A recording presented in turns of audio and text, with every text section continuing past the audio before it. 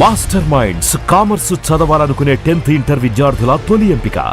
మొత్తం మీరు చూసుకుంటారు కదా సార్ సినిమాకి సంబంధించిన అన్ని విషయాలు. స్టోరీ ఎలా చూసుకుంటాను, స్క్రీన్ ప్లే ఎలా చేసుకుంటాను, ఎలాంటి ఇది రాయించుకునేలా చేస్తాను డైలాగ్స్.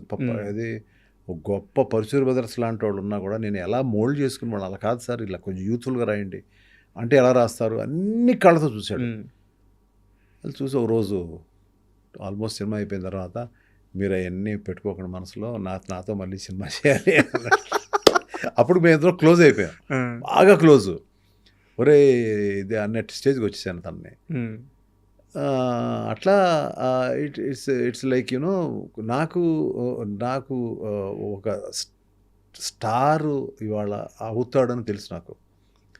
నీకు ఖైదీరా ఈ సినిమా అని చెప్పారు, ముందే చెప్పేశారా? ముందే చెప్పేశాను. తర్వాత ఇంకా అతను తెలుసు కదా మీరు, ఇంకా అక్కడి నుంచి ఆ సినిమా రాజమౌళి గారు చూడడం, కృష్ణవంశీ లాంటి వాళ్ళు చూడడం. నేను షో వేసాను సార్, నన్ను అడిగితే ప్రభాస్ రాజమౌళి గారు చూస్తారంట అని. అది చూసి అతను పర్ఫార్మెన్స్ చూసి నెక్స్ట్ అతనికి వచ్చే ఫిల్మ్స్ అన్నీ మీకు తెలుసు. అవును, ఇంకా అలా ఇప్పుడు ఎవరు కడతారు పెళ్ళికి గడ్డ అంటే ఫస్ట్ కట్టింది నేను. చాలా మంది ఛాన్స్ తీసుకున్నాను. అతని యొక్క అతని యొక్క హైట్ని నేను ఎలాగైతే యూజ్ చేసుకోవాలో అలా చేసుకున్నాను. అలాగే తను కొన్ని కూడా ఎపిసోడ్స్లో మొత్తం లాస్ట్లో తీసాం.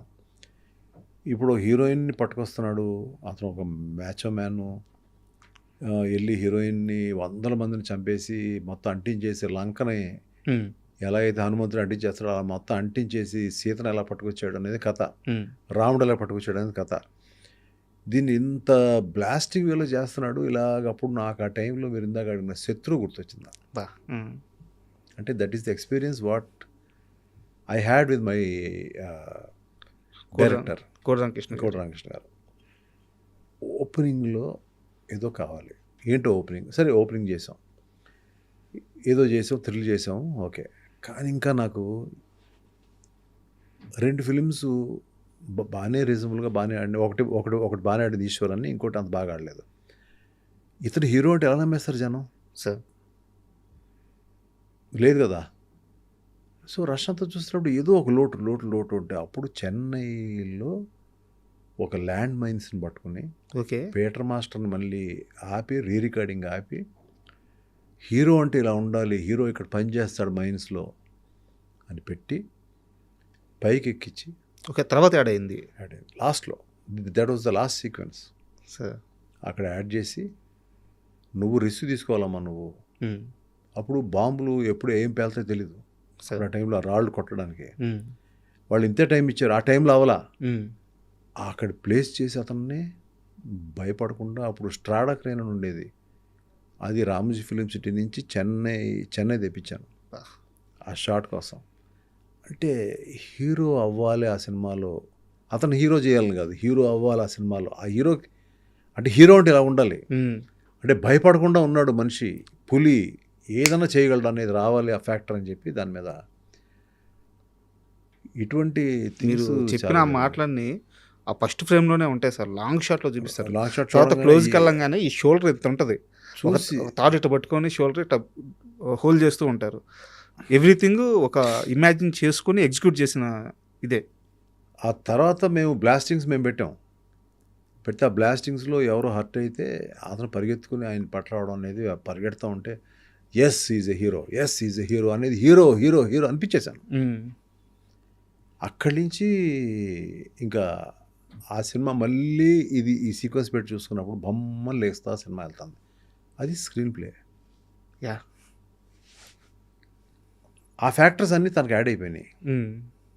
He became a super hero kind of ఇది. సో ఇంక ఇవాళ ఈ సంథింగ్ లైక్ హిస్టరీ. అంత పెద్ద సక్సెస్ అయిన తర్వాత ప్రభాస్ గారి రియాక్షన్ ఏంటి సార్ మీ దగ్గరికి వచ్చి? అయ్యో నన్ను వదిలేడు కదా అసలు, మళ్ళీ సినిమా ఎప్పుడు చేస్తారని ఉండేవాడు. అయితే నేను కొంచెం ముందుకు వచ్చాను సార్, యాక్చువల్గా ఇందాక ఫ్లోలో భాగంగా మనం దేవి సినిమా గురించి మాట్లాడుకుందాము. దేవి సినిమా అప్పటిదాకున్న తెలుగు సినిమాని ఆడియన్స్ చూసే విధానాన్ని మార్చేసిన సినిమా. ఆ గ్రాఫిక్స్ కానీ, డివోషనల్ అంటే ముఖ్యంగా దేవి సినిమాలో డివోషనల్ చాలా ఎక్కువ ఉంటుంది, చాలా బాగుంటుంది. ఎలాంటి స్టారు ఉండరు. సో ఆ దేవి సినిమా ఎక్స్పీరియన్స్ చెప్పండి. చాలా ఉందండి. దానికి మీరు interviews part 1, 2, 3, 4 part 1, part 2, part 3, part 4 పెట్టుకోవాలండి. దేవి కోసం. అమ్మో! అది అసలు వేరే. ఉమ్, ఆ బాధ వర్ణనాతీతం. ఎంజాయ్మెంట్ ఉంది, బాధ ఉంది. ఉమ్, చాలా దానికి కానీ మళ్ళీ చెప్పాలంటే ఒక్కడు వర్షం నువ్వు వస్తానంటన్నా మస్కా ఆట ఈ కైండ్ ఆఫ్ ఫిల్మ్స్ చాలా తీసినా కూడా మళ్ళీ ఆ కైండ్ ఆఫ్ చెప్పుకోలేని ఒక పార్ట్ 1, 2, 3, 4 మళ్ళీ చెప్పాలంటే అగదా గురించి చెప్పాలి. దేవి గురించి. ఆఫ్టర్ దేవి అగదా గురించి చెప్పాలి. అవునా? ఓకే. మొన్న మీరు అగదా స్టేజ్ మీదే మాట్లాడుతూ ఆ దేవి సినిమాలో పాము బొట్టు పెట్టడం నిజంగానే పెట్టింది పాము అని చెప్పారు. నిజంగానే పెట్టింది. అప్పుడు దట్ వాజ్ నాట్ గ్రాఫిక్స్ ఉన్నాయి సినిమాలో, కానీ ఎలా పాసిబుల్ అయింది? పాసిబుల్ అయిందండి. పాసిబుల్ అయింది. పాసిబుల్ అయిందండి. దట్ వాజ్ నాట్ అసలు ఆ షార్ట్ గ్రాఫిక్ షాటే కాదు అది. భయపడలేదా యాక్టర్? భయపడలేదు, అసలు భయపడలేదు. పాము కుట్టింది కూడా దాన్ని. అవునా? కుట్టింది. ఆ. అదంతా ఒక కథలండి. దాన్ని మళ్ళీ నేను అన్నాను కదా, మీ దాంట్లోనే పార్ట్ 1, పార్ట్ 2, పార్ట్ 3, పార్ట్ 4 కూడా దాంట్లోనే వేయచ్చు. అసలు అది సంచలనం అండి అది.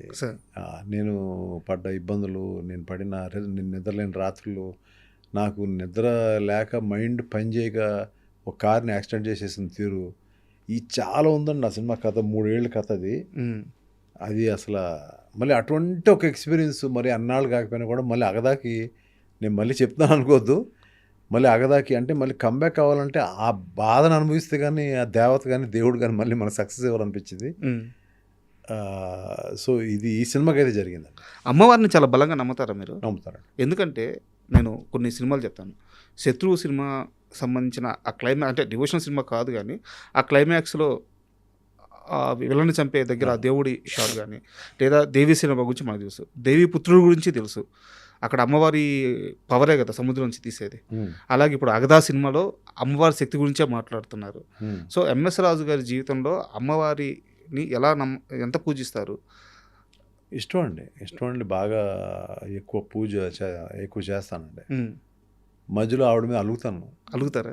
అలుగుతాను. ఒక చాలా ఇయర్స్ నేను వెళ్ళలేదు విజయవాడ అమ్మవారి టెంపుల్కి, ఎక్కువ వెళ్తాను. సో అక్కడ ఏం చారిటీ చేస్తాను ఏంటి పక్కన పెడితే చాలా ఇయర్స్ వెళ్ళలేదు. నాకు ఎందుకు అలక, అది ఏంటో మా ఇద్దరి మధ్యన, ఇంకెవరికి చెప్పను అది. కానీ ఇందులో విశాలక్ష్మి గారు మొన్న మీ ఇద్దరి మధ్యన అలకొద్దండి, నాకు ఇష్టమే, మిమ్మల్ని రమ్మంటారు రండి అని చెప్పి నన్ను నా మిసెస్ని తీసుకెళ్ళి అక్కడ పూజలు చేపించి ఎంతో బ్రహ్మాండంగా చేశారు. అక్కడి నుంచి అలకపోయింది.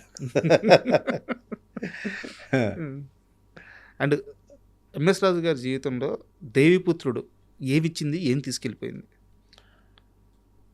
ఏదో ఇచ్చే ప్రయత్నం చేసిందండి. అది ఏమిచ్చింది, అది ఏదో ఒక ఎక్స్పీరియన్స్ అయితే ఇచ్చింది. మళ్ళీ జాగ్రత్తగా ఉండాలి, మనం ఏంటంటే రిపీట్ చేయకూడదు ఇష్యూస్.